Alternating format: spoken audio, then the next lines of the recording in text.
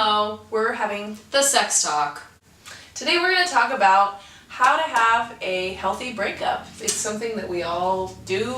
And how to, maybe if you want to get out of a relationship or you know that the relationship has run its course, it's way past the expiration date and it's hard to say goodbye sometimes. How do you do it? AKA how to break someone's heart.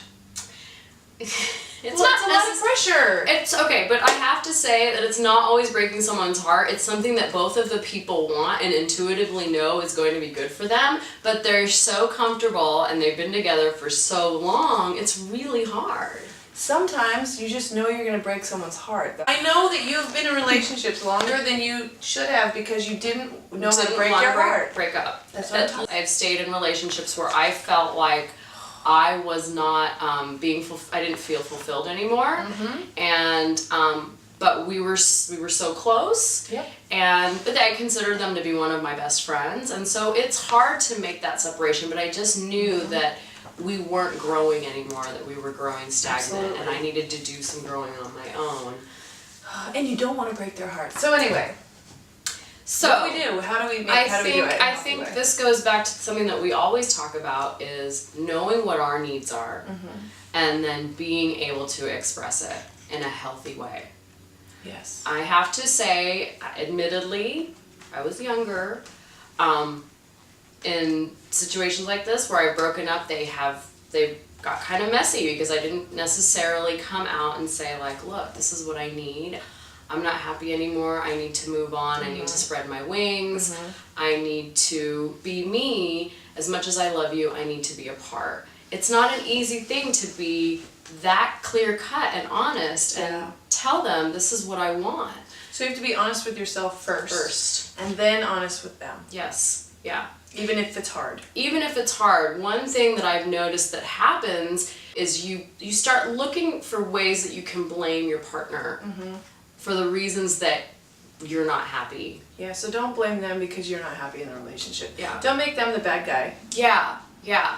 You need something else. Right. So take sort of charge for what your needs are. And then once you know what you need, be able to express it to your partner. It is not a bad thing to want to break up. Breaking up is a part of life. We talk about fear of abandonment, but I really need to point out that abandonment is a part of life. From a very young age, we here, especially in the United States, you go to school, you get a teacher for your kindergarten. The next year, you're going to have a different teacher. The next year, you're going to have a whole, maybe different set of classmates because people move. Sometimes tragedies happen. We are accustomed to abandonment from the very day that we are born. And so it is a natural part of life that relationships come and go.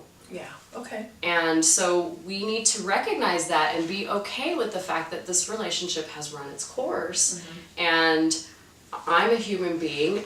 I'm going to struggle through this just like everybody else on the planet is too. Okay. I also feel like even though you're so close with this person, once you do have a breakup, there might be a period of time where you need to be separate from them. And you might need to have this conversation of, I'm going to block you from Facebook because I don't want to obsess on what you're doing. I want to have some space and get over you and get over this. But that doesn't mean I don't want you in my life eventually. I might just need some space right now. Yeah. To get through I that. absolutely think, like, especially if the breakup is hard or something that you didn't want, having space is one of the best things in order to heal. Yes, if you are being broken up with, you have to be strong and take care of yourself and create space for yourself. I know it's hard because you kind of want to focus on that person. Yeah, and there might be some hope there that they're going to come back or something. Yeah, and you want to kind of fixate on who they're with and what they're doing, but take care of yourself and don't do that. Do whatever you need to do. Block them. Don't go to a party if you know they're going to be there. Just take care of you and focus on you. Don't respond to their texts if they're trying to be like, I miss you, and you know they're not coming back. This whole fear of abandonment thing, I think that people think that marriage is like this solution. Oh, because they're stuck with you for life and they can never leave you. Because they're stuck with you for life, and that this all of a sudden you're never going to experience abandonment again, and it's not true. False. Just get used to the idea of separation as being a part of life. Yeah. And not looking at it as abandonment. Yeah. There's nothing wrong with it. If we learn how to deal with it in a healthy manner, then it's only going to help us grow. And you don't have to feel guilty because you abandoned someone when you broke up with them. I've been through that where I felt intense guilt because I broke their heart. Oh, I've had friendships Yes. that I knew that friendship had run its course, but if that person can't handle the fact that you need to move on, they're going to try to pull you in and perhaps try to make you feel guilty for something like that. And you're not doing anything wrong by saying this isn't working for me anymore. You're not doing anything wrong stating what you need. And a breakup is basically that, you know?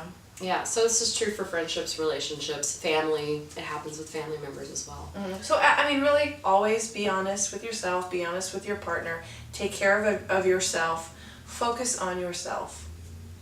That's what I think is most important. Yeah, and then once you do that, you're better able to communicate with others what your needs are. I think we had the sex talk. The sex talk! Boop.